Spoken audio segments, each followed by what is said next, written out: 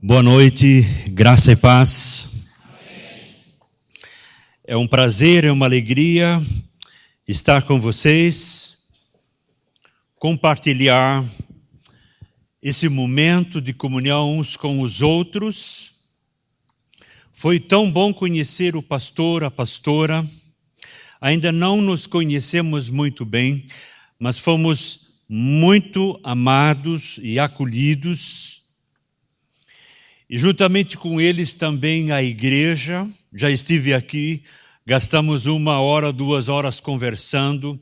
Já conheço a história de vocês.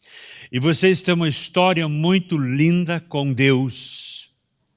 E esse apenas é o começo. Falei um pouco para minha esposa da história de vocês, da igreja de vocês, e disse interessante. Tem tantas igrejas que não tem lugar nenhum, não tem espaço nenhum, mas a igreja do pastor Elias tem dois salões enormes. Olha que coisa tremenda Deus deu para vocês. Ele já preparou uma estrutura física para acolher a colheita de almas que virão. Vocês são a igreja do avivamento e que faz a diferença. Acredite nisso. Vocês não estão neste local e nesse endereço por acaso. Foi o Espírito Santo que plantou vocês. E vocês, juntamente com os pastores e a liderança da igreja, têm uma missão enorme a cumprir, de comunicar Jesus para aqueles que ainda não o conhecem pessoalmente. Então nós estamos aqui essa noite para nos apresentar. Eu sou o Erdino Wutzke, o nome diferente, o nome que foi aportuguesado, abrasileirado. Eu venho de uma família da Europa, meus antepassados vêm da Rússia. Então o nome não era para ser Erdino, era para ser Erdin, mas eles colocaram o O e ficou Erdino. E também a minha esposa. Eu sou a Yara e nós somos casados vamos fazer 37 anos, né? Em julho. Temos 4 filhos e está a caminho o 8º neto. Esse ano ainda vamos completar 8 netos. E graças a Deus, Deus nos deu uma família maravilhosa. E é um privilégio, né? Nós termos a família. Vocês estão fazendo este mês, né? O mês da família. E já fui muito abençoada já. Só de ver o movimento aqui dessa igreja, o amor que vocês têm uns pelos outros. E me veio no coração o Salmo 133, né? Quando fala como é bom e agradável que os irmãos vivam em união. É como aquele óleo que desce sobre a barba de Arão. Esse óleo, né, é a unção do Espírito Santo mesmo, é aquilo que une. Né, tem que ficar bem grudadinho mesmo um ao outro, né? E que vocês continuem assim nessa comunhão maravilhosa na presença do Senhor. E só queria deixar mais um versículo para as mulheres, já que é o mês da família, né? E foi o Dia das Mães também, recentemente. Fala: a mulher sábia edifica a sua casa, e a tola com as suas próprias mãos a derruba, né? Mas que cada uma das mulheres dessa igreja seja essa mulher sábia, né? Que esteja do lado do seu companheiro, dando força, ajudando, que foi para isso que Deus nos criou, né? Para que nós ficássemos lado a lado, apoiando o nosso marido, que você seja essa mulher que venha apoiar o seu marido, que saiba falar na hora certa, que saiba calar também na hora certa. Que Deus abençoe cada um aqui. Pode sim. Queridos, eu vou ter que dividir agora os meus 45 minutos, é isso, pastor? Que eu tenho? Bem à vontade. Ok, vamos dizer 40, 45 minutos. Eu vou falar um pouco sobre o projeto para a Europa, sobre a reevangelização, a revitalização da igreja na Europa. Mas deixa eu dizer algo mais. Essas bandeiras são realmente lindas. Mas agora vocês vão colocar também a bandeira da Alemanha. Porque a igreja está investindo em nós, em mim e na minha esposa, financeiramente. Vocês estão também orando por nós. Por isso, nós também agora fazemos parte da família de vocês. E com a gente, a partir de hoje, vocês estão pisando o solo da Europa. Isso acontece no mundo espiritual. E no mundo físico, através dos nossos pés e dos pés dos missionários que estamos enviando para a Europa. Existe também, pastor, a bandeira da Europa, da União Europeia.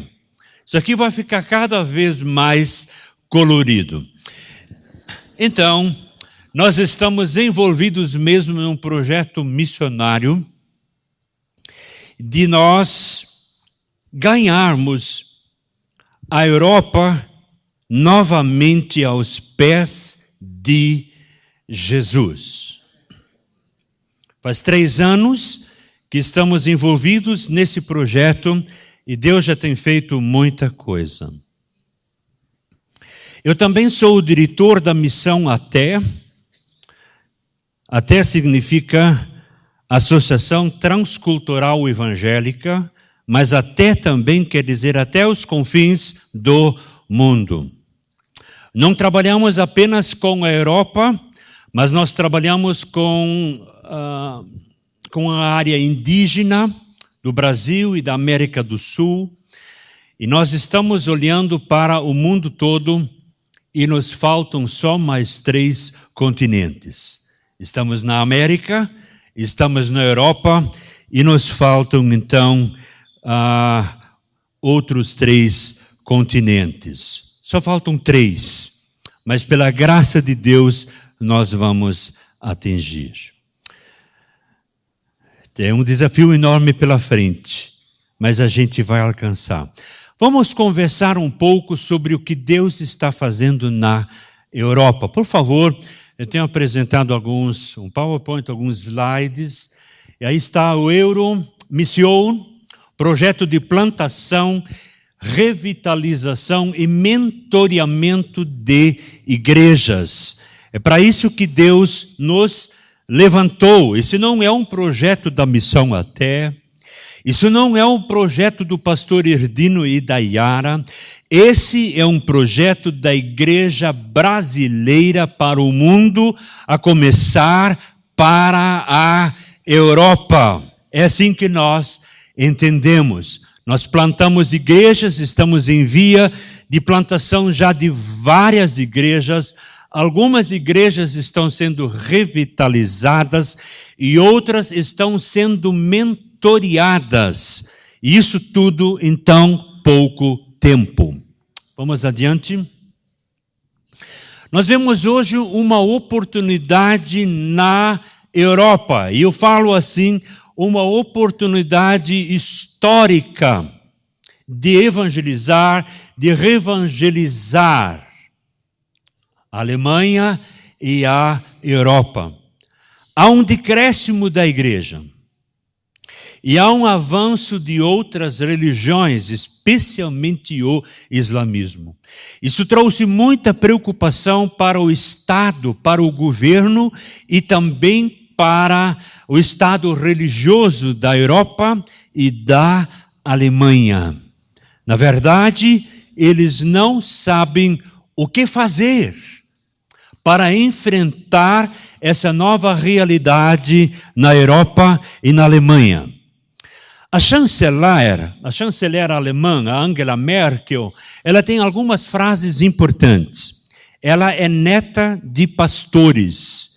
É uma cristã convicta. Eu ainda não sei se ela é uma cristã nascida de novo, mas olha algumas frases dela. Ela diz, Angela Merkel reclama do abandono da fé. Na opinião dela, os europeus devem ter a coragem de voltar à igreja e à Bíblia. Ela diz: eu gostaria de ver mais pessoas tendo a coragem de dizer: eu sou cristão, eu sou de Cristo. E ela diz mais: o problema da Alemanha não passa por um excesso de Islã, mas sim de uma escassez de cristianismo.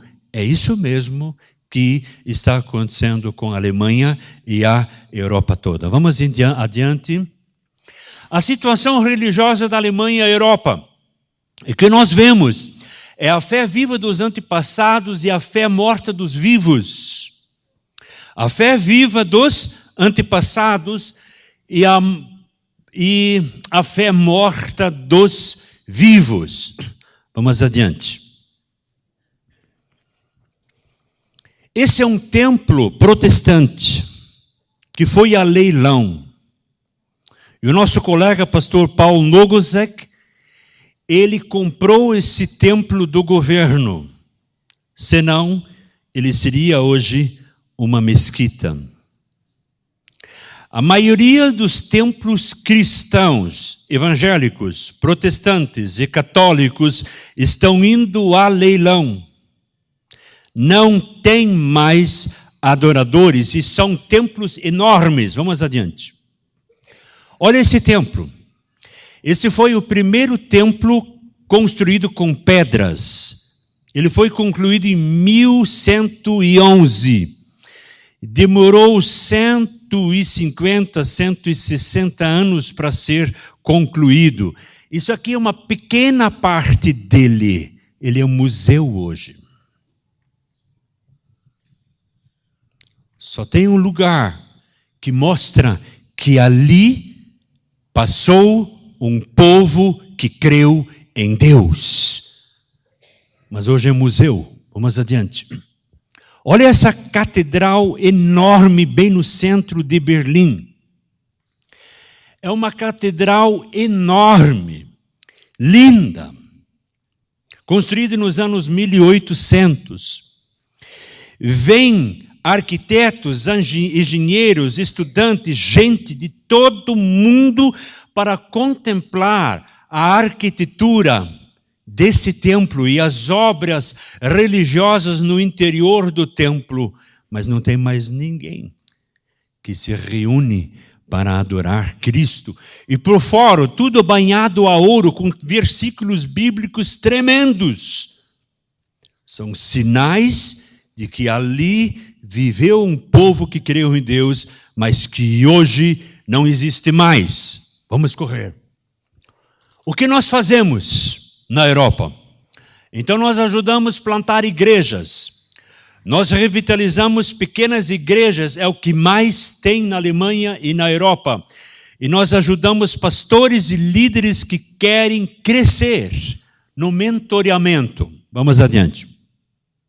A situação das comunidades, quando eu falo aqui comunidades, são igrejas cristãs crentes. É difícil, lá não é como no Brasil. Nós temos que entender e dividir isso um pouco diferente. Mas quando eu falo comunidades, são as igrejas evangélicas como nós conhecemos aqui. A maioria das igrejas são médias e pequenas. O que é uma igreja pequena? Até 30 pessoas. Uma igreja média, de 30 a 80 pessoas, a maioria absoluta. A maioria são pequenas, de 30 a 40 pessoas, das quais 80% são pessoas acima de 80 anos. Por isso, elas têm prazo de validade, elas vão fechar num espaço curtíssimo de tempo. Uma parte das igrejas são internacional, o único crescimento que tem são pessoas que vêm de outras partes do mundo, crentes, que se membram nas igrejas locais. As pequenas igrejas vão fechar as portas a curto e médio prazo, se não houver uma intervenção sobrenatural. Elas vão fechar, estão fechando as portas. Isso não significa que a igreja vai morrer, porque ela não morre. Amém? Ela não morre. mas instituições estão morrendo e muitas. O que deu uma sobrevida para a igreja é a unificação de igrejas na cidade. Quando todas as igrejas se juntam, eles vão ter um fôlego de 5 a 10 anos, talvez a mais. Vamos adiante. Isso são pequenas igrejas. Essa igreja tem 9 pessoas. Como eu estive lá e iria pregar, e eu falei em português, e o missionário então me traduz, então tinha umas 20 pessoas, mas ela tem apenas 9 pessoas. Essa é uma pequena igreja, que em 5 anos, se não houver uma intervenção sobrenatural, ela vai fechar as portas. Vamos adiante. Essa é a mesma igreja que nós já vimos antes, é uma igreja média. Essa é uma igreja média, que tem 40 a 70 pessoas. Olhem como ficou hoje a cara da igreja. Ela é cada vez mais internacional, não parece a Alemanha. Você vê uma pessoa negra, você vê pessoas morenas, você vê asiáticos, você vê nações ou raças representadas nessas igrejas. As igrejas hoje na Alemanha e na Europa são cada vez mais internacional. E isso também é muito bom. Então essa é uma igreja média. Vamos adiante. Então, por fora, o que fazer diante desse grande desafio são algumas coisas. Vamos correndo. O campo missionário, a Europa, é um campo missionário novo, fértil e promissor. É sem dúvida um desafio enorme com implicações seríssimas. A Europa vive a era pós-cristã. Vocês ouviram? A Alemanha se considera pós-cristã. E a maioria das pessoas diz isso com orgulho e debocha daqueles que ainda acreditam num Deus. Isso é inadmissível na mente deles. Que alguém, especialmente um jovem, ainda possa de alguma forma declarar a sua fé em Deus. Ela é pós-modernidade. Essa é a Europa hoje, especialmente a Alemanha. Vamos adiante.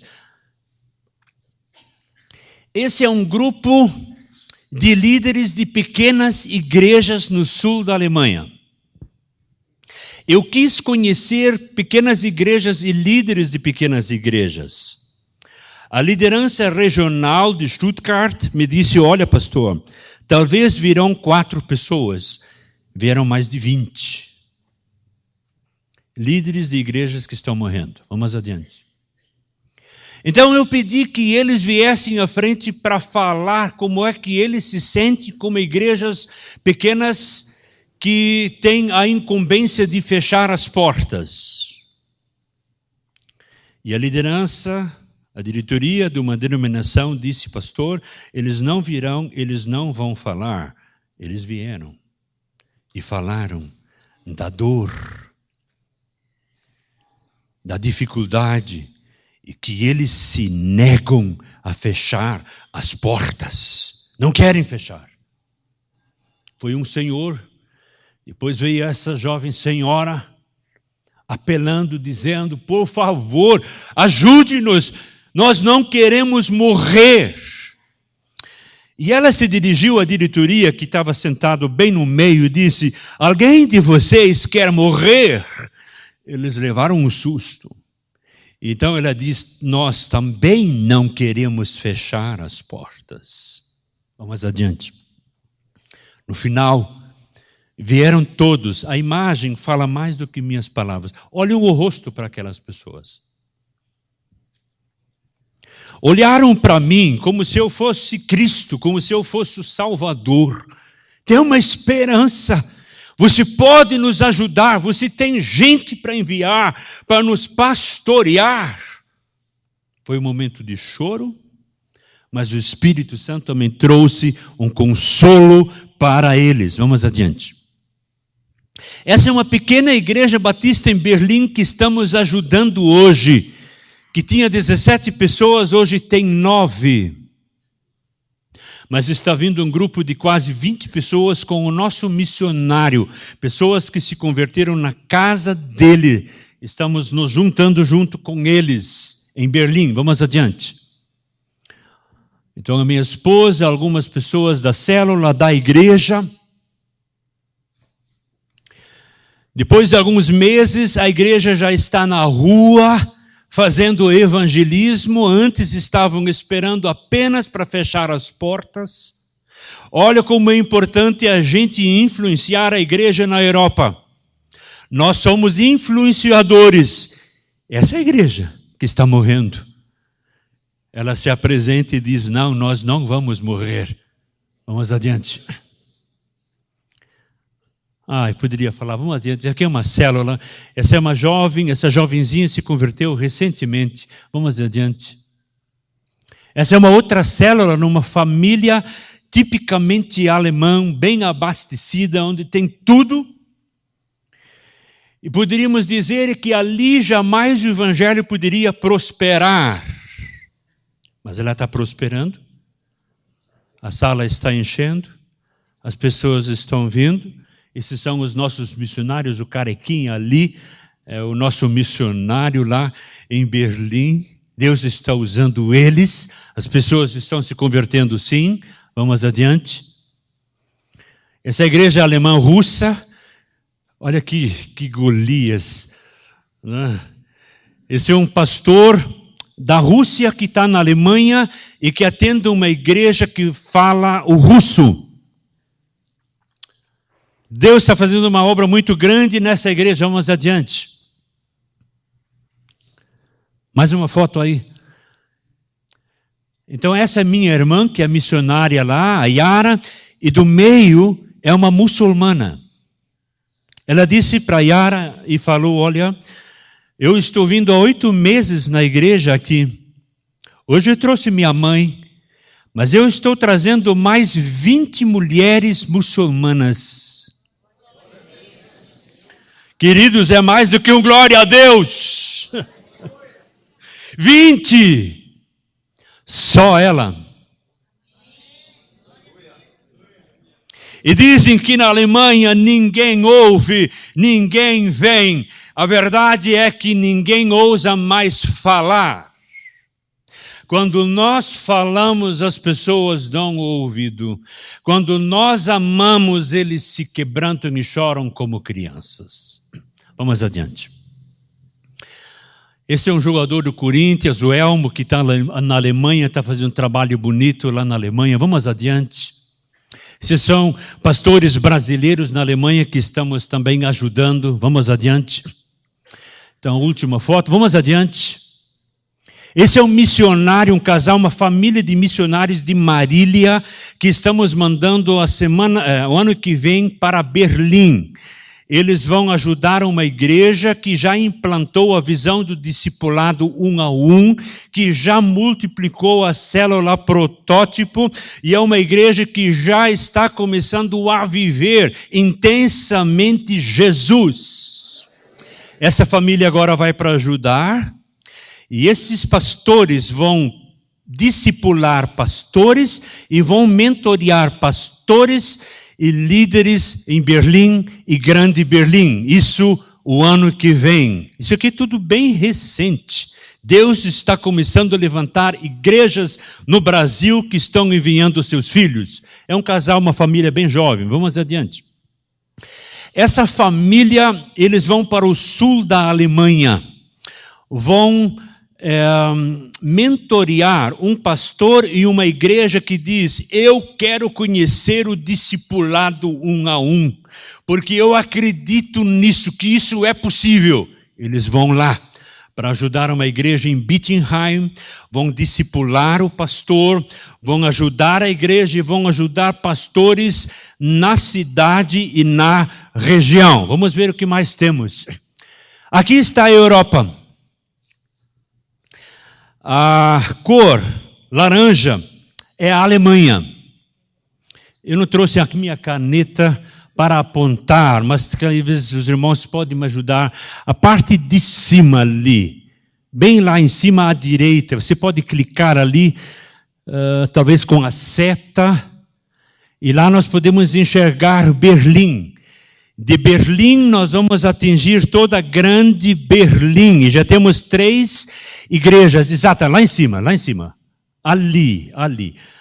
Vem para baixo aqui, bem no centro, ali está Berlim. De Berlim nós vamos para toda uma região, e temos aqui vários países da Europa. Vamos agora aqui do outro lado, ali à esquerda, aqui é Essen, também é norte da Alemanha, a Holanda fica do lado, Bélgica, França, enfim, toda a Europa, é aqui no sul, vem para cá. Ali então está o sul da Alemanha. Hoje já ocupamos a Alemanha toda, isso apenas em 3 anos. Isso é sobrenatural. Isso é sobrenatural.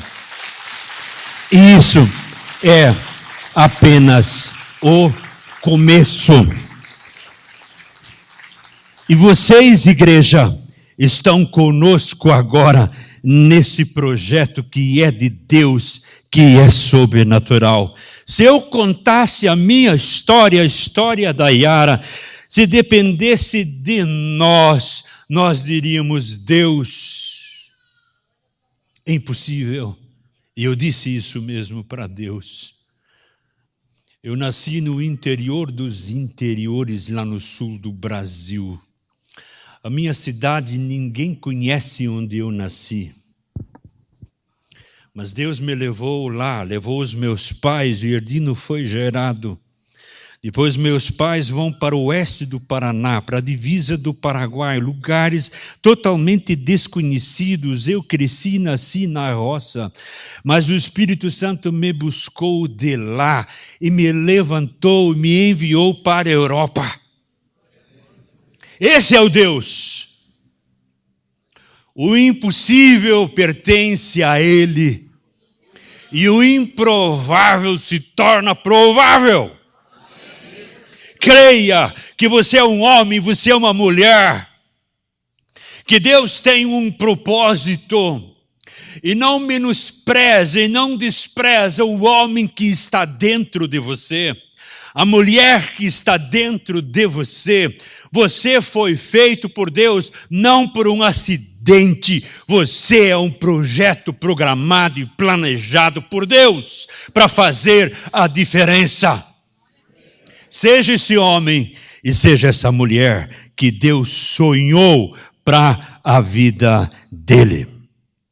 Mas hoje também é um dia especial para as famílias. Ainda tenho alguns minutos. E eu quero falar um pouco também sobre a família, sendo hoje o dia da família.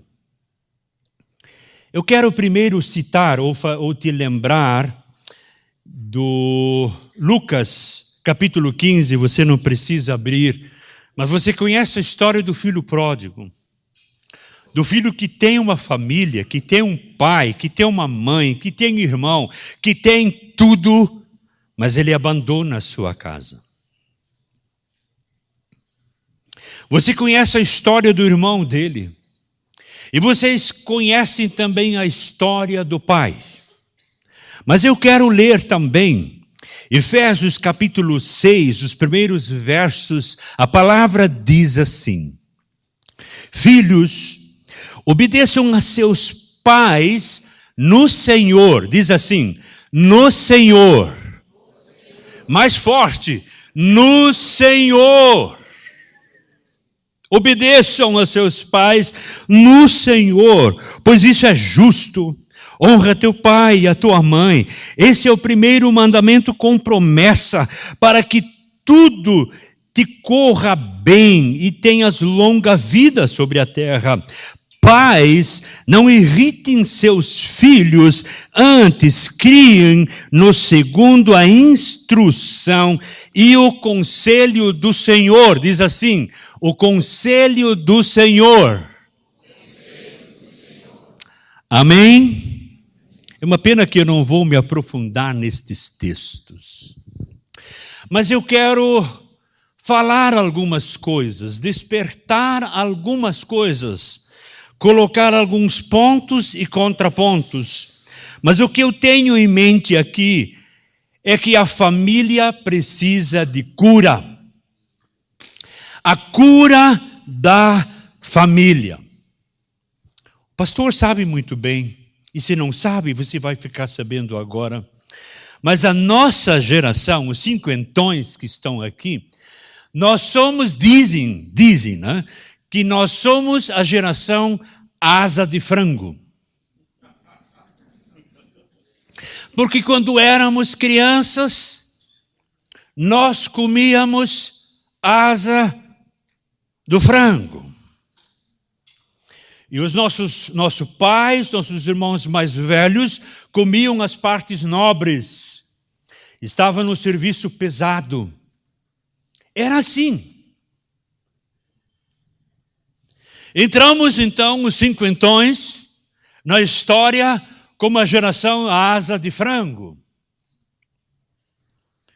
E nós crescemos e desenvolvemos uma família.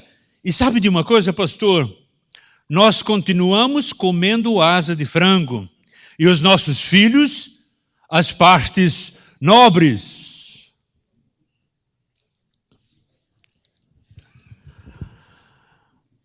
Parece inversão de valores. Isso é correto? É claro que não. A família tem direito a comer o frango inteiro e dividir por igual todas. Esse seria o correto. Mas dizem também que a geração de hoje é a geração mais idiota e burra da história. Não fiquem chocados. Isso são escritores, são pensadores nobres que escrevem isso. Pesquisam um pouco, e especialmente na Europa. Porque nós invertemos os valores. O sim é não, e o não é sim. Há mais ou menos 25 anos atrás, nós recebemos a visita de um missionário europeu, da Noruega.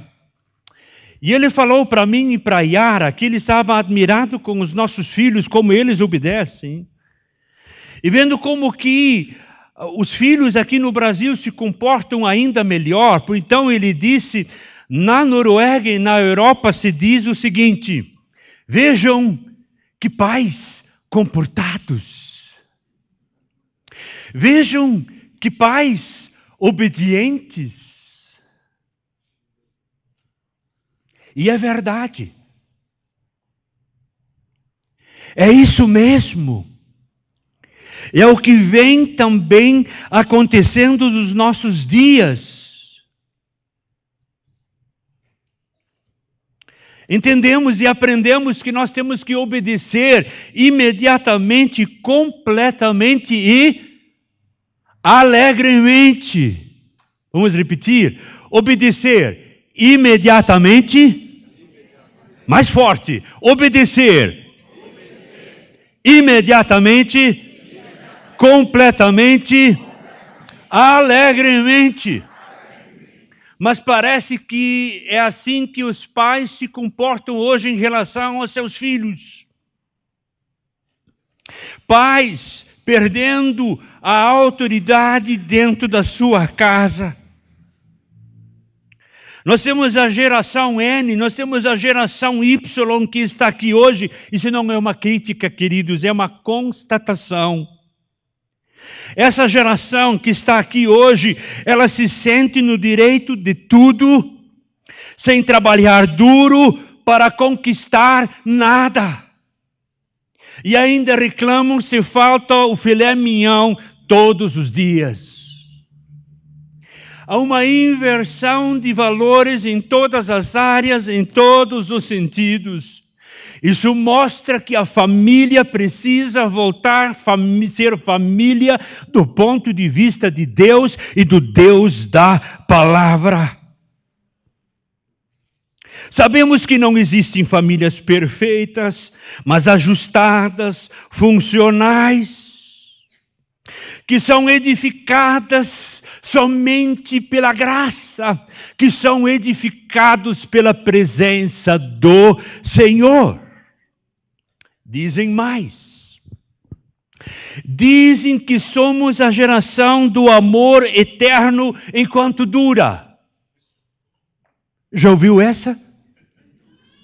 Claro. Vinícius de Moraes fez um estrago enorme para os nossos filhos, para a nossa geração, dizendo que o amor é eterno enquanto dura. Se ele durou uma noite, ele foi eterno. Isso é assimilado e é vivido dentro do nosso contexto hoje no Brasil. Desde quando o amor é eterno enquanto dura? Mas nós fingimos que essa não é a nossa realidade. Olha para as famílias. Vamos olhar para os relacionamentos. Talvez temos que reaprender ou aprender o que é de fato amor. O que é amor? Pergunta para a tua esposa, ela está do seu lado. O que é amor? Se você está lá ao lado do seu amado, da sua namorada, pergunta o que é amor. O que é amor? O que é amar? Sabe, talvez nós nunca de fato entendemos o que de fato seja amor e não temos uma definição clara. Nós confundimos demais amor com paixão. E pensamos que paixão é amor. Paixão é uma química que é liberada no meu cérebro. Quando eu vi a Yara pela primeira vez, foi acionado um botão dentro do meu cérebro e eu me apaixonei imediatamente por essa mulher. Olhei e disse, ela! Eu tremi da cabeça aos pés e durante meses, lá no seminário, nós estudávamos juntos. Ela vinha à noite e voltava no dia seguinte. E na hora que ela vinha para o seminário, era hora de lavar louça. E eu estava lavando louça e sabia que ela estava vendo. Eu começava a tremer e os pratos caíam. E eu quebrava os pratos por causa dessa química. Isso é paixão.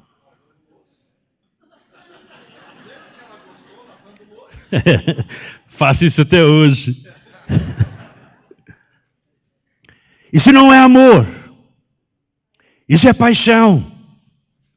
Paixão está relacionado a sentimentos, a comoção. Amor. O amor é o que ele faz, não tanto o que ele sente.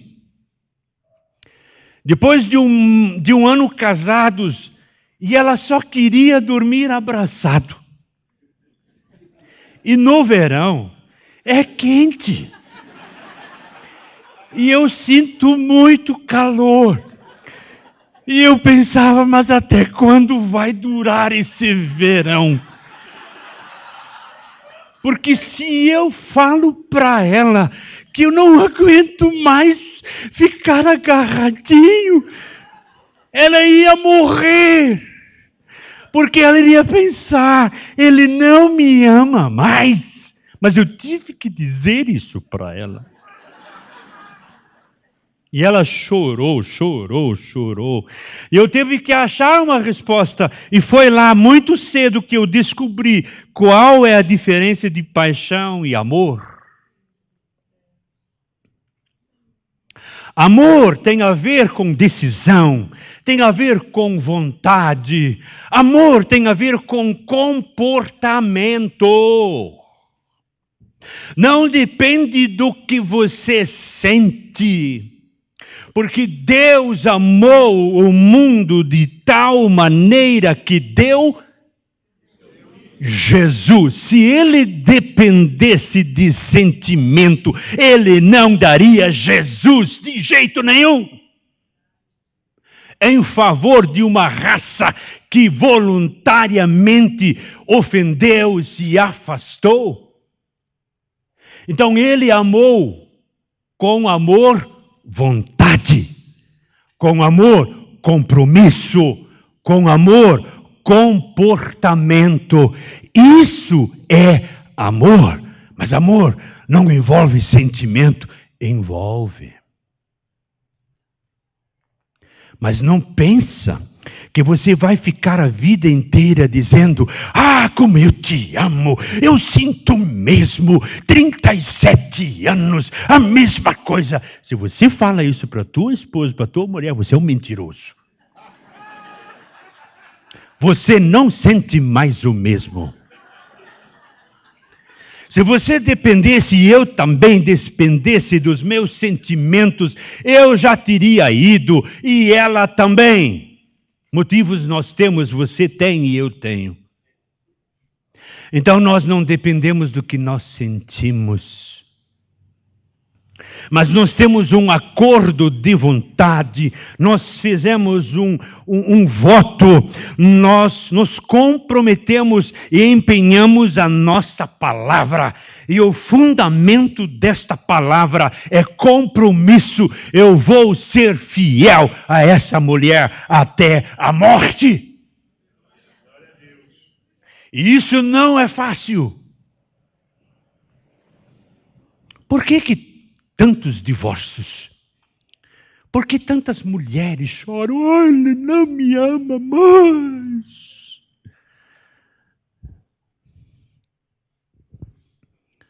Então falamos, agora acabou. Não. Os sentimentos diminuem. A adrenalina que é liberado no nosso cérebro, ele fica normal. Isso não é um sinal de que acabou o amor, apenas as emoções se estabilizaram. E só depois que as emoções se estabilizam, você tem condições para administrar um casamento e uma família. Você não tem que depender do que você sente, mas do que está escrito e trabalhar de uma forma árdua para construir o teu lar e a tua família. Oh Senhor Jesus, o relógio andou tanto. Sim. E depois vocês não me convidam mais.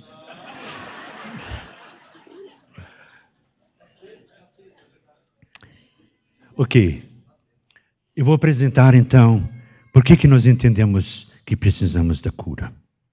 Nessa parábola, nós não vamos ler o texto de Lucas 15. Jesus ele desenhou uma família que precisava de cura. Apesar de ser um pai que todo filho gostaria de ter. Não é verdade? Se você olha para o pai amoroso desta parábola, você diz, que família? Mas fica claro que também era uma família ferida, machucada e muito doente. Como veio a cura para essa família? E como pode vir a cura para minha família, para a minha vida, para o nosso lar? O filho que se perdeu, que abandonou a sua casa, sem motivo, longe, sozinho, ele se encontrou consigo mesmo, caindo em si. Nós vamos ter que abrir mesmo o texto para dar mais sentido. Vamos lá, o pastor disse que tem um tempinho. O verso 17 diz assim: caindo em si, ele disse: quantos empregados de meu pai têm comida de sobra e eu aqui morrendo de fome?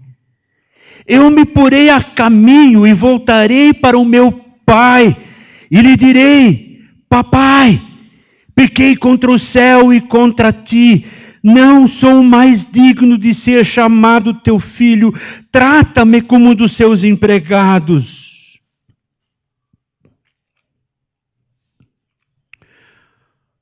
O filho se encontra consigo mesmo, cai em si. E isso trouxe uma mudança. E ele toma a decisão. Eu reconheço que, na verdade, eu errei, eu falhei. E quando ele reconhece, vem o sentimento, e isso produz o arrependimento no seu coração. Então ele reconhece que, na verdade, ele foi um estúpido, ele foi precipitado, que ele foi ingrato, que ele desonrou a família, que ele entristeceu, que ele machucou, que ele marcou a sua família, que ele, na verdade, errou. Então, isso gera o arrependimento, tristeza pelo pecado, confissão e abandono do pecado. Se queremos a cura na nossa casa, na nossa família, então esse é o caminho para você, papai, para você, mamãe, para você, filho e filha, reconhecer, se arrepender, tomar uma atitude e voltar atrás.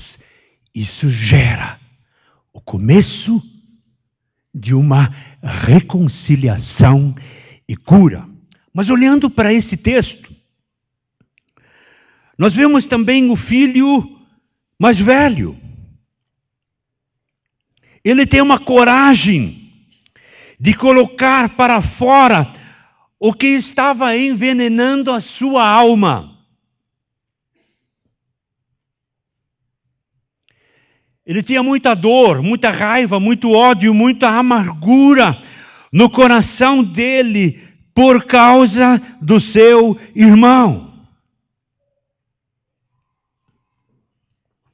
Mas a cura vem quando esse irmão mais velho põe para fora o que lhe incomodava. Ele expressa em palavras e em sentimentos do que ele de fato sentia e como ele se sentia. Ele põe para fora aquilo que estava matando ele por dentro. Finalmente, ele rasga o seu coração e expõe e traz à luz o que lhe incomodava. E aquilo agora pode gerar um processo de cura, porque ele joga para fora a vingança, ele joga para fora o ódio, a inveja, ele joga para fora a amargura, ele joga para fora todo o descontentamento com o seu pai. Ele fala, e fala tudo. Ele é honesto e sincero e expõe o que sente e o que pensa. Esse é o processo, é o começo da cura para um casamento e para uma família. Será que nós, pais, sabemos o que vai no coração dos nossos filhos? E por último, nós vemos o pai nessa história. O pai, ele entra nessa história para selar agora a cura para essa família, para esse lar. Ele escolhe ser um agente de transformação da casa. Quando nós decidimos ser um agente transformador da minha casa, da nossa casa, dos nossos relacionamentos, é que se acende o fogo da esperança e da reconciliação. Mas que coisa bonita aqui. O pai não desistiu da família como projeto de Deus. Mesmo sabendo que sua família estava quebrada, falida, doente, ele não desistiu de crer de que a sua família, a sua casa é um projeto de Deus. Isso é muito importante. O pai não desistiu do filho que foi embora rebelado. Ele tinha tudo para amaldiçoar esse filho. Ele jamais esqueceu, jamais deixou de esperar e amar o retorno do seu filho querido. Ele não desistiu do seu filho. O pai também não desistiu do filho mais velho, que estava cheio de amargura, que na verdade se transformou num poço de amargura. Ele não desistiu. O pai entra em ação. E o que o pai faz? Ele procura a ferida. Ele procura o filho infeliz. E chega para ele e diz uma das palavras mais belas e mais lindas que um pai, que uma mãe e que um filho e uma filha pode ouvir. Ele diz: filho,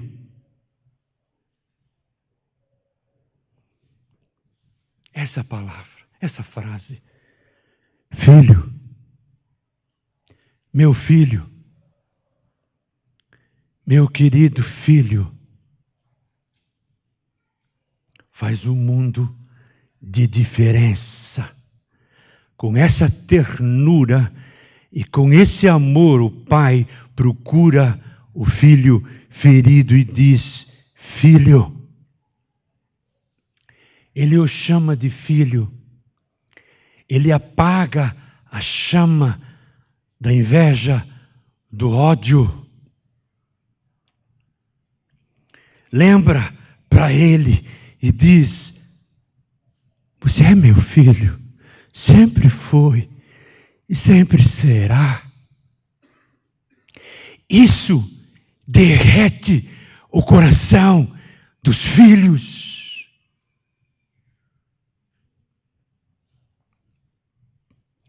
O pai lembra a intimidade e diz: filho, você sempre estavas comigo o tempo todo. Lembra?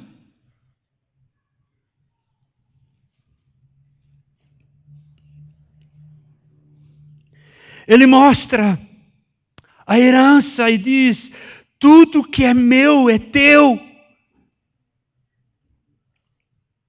Filho, você não precisa viver como um servo, jamais como um escravo. Mas, meu filho, você só precisa ser filho, viver como filho, se sentir como filho.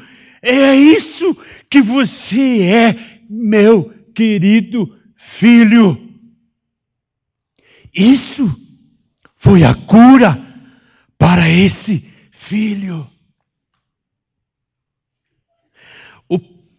O pai, ele sabia que o caminho da cura e da reconciliação é o caminho do perdão e que não existe outro caminho. Quem não perdoa faz do coração um poço de amargura. Existe cura, existe esperança para o meu relacionamento conjugal. Existe cura e existe esperança para o nosso relacionamento familiar. Existe esperança para uma árvore cortada. E olha, eu cortei muitos cedros, muitos ipês, centenas de centenas. E a gente queimava todo aquele mato. Aquilo virava labaredas de fogo, não sei de quantos metros. Semanas depois da primeira chuva, sabe o que acontecia com as árvores cortadas e queimadas? Elas brotavam.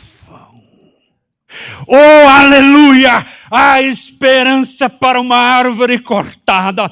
Há esperança para a tua casa e para a minha casa. Há esperança. Mas nós precisamos agir como esse pai, ser o moderador, o reconciliador. A grandeza de Deus compensa a pequenez do homem.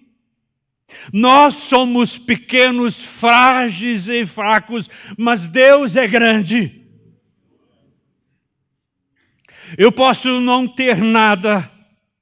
A minha casa pode ser um caos, mas se eu perseverar na presença de Deus, Ele vai criar tudo do meu nada ou do meu caos, porque Deus é o Deus dos impossíveis. A esperança e a cura para a família. E a esperança se chama Jesus, que é o meu e o teu renovo. Que Deus te abençoe.